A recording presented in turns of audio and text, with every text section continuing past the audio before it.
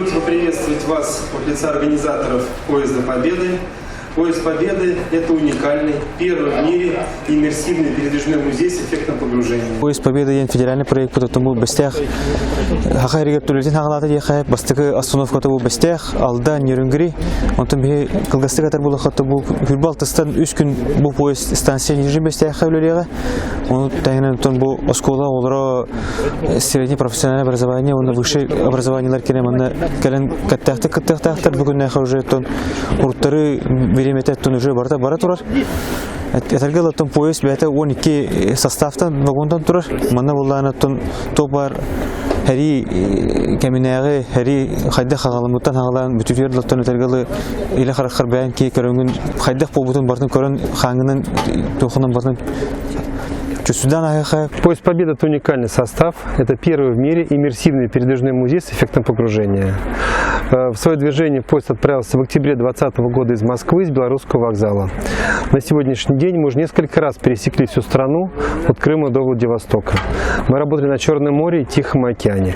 Мы пересекли Транссибирскую магистраль и работали на космодроме Восточный. Мы посетили более 170 городов. Мы посетили 19 республик. К нам пришло более 700 тысяч посетителей и более миллиона посмотрел интерактивную выставку на всех площадках. В нашем составе 12 вагонов, под экспозицией 10, 2 технические. Сегодня, впервые в своей истории, поезд Победы прибыл в Якутию, где будет работать в поселке Нижний Бестях в ближайшие 3 дня.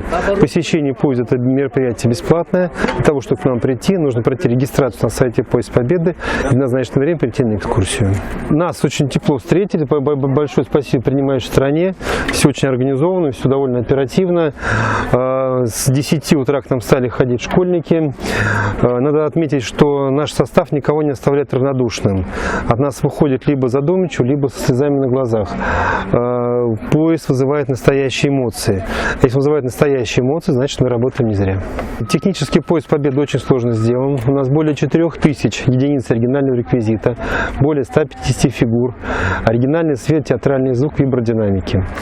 Во время работы над экспозицией очень много времени было уделено работе с историческими фото-видеодокументами. Работали историки, работали реконструкторы. И те экспозиции, которые сегодня видели в поезде, они были сделаны и воссозданы по тем старым фотографиям тех далеких лет. Все видеостены, которые вы сегодня видели, конечно, кроме архивных, были специально сняты для поезда.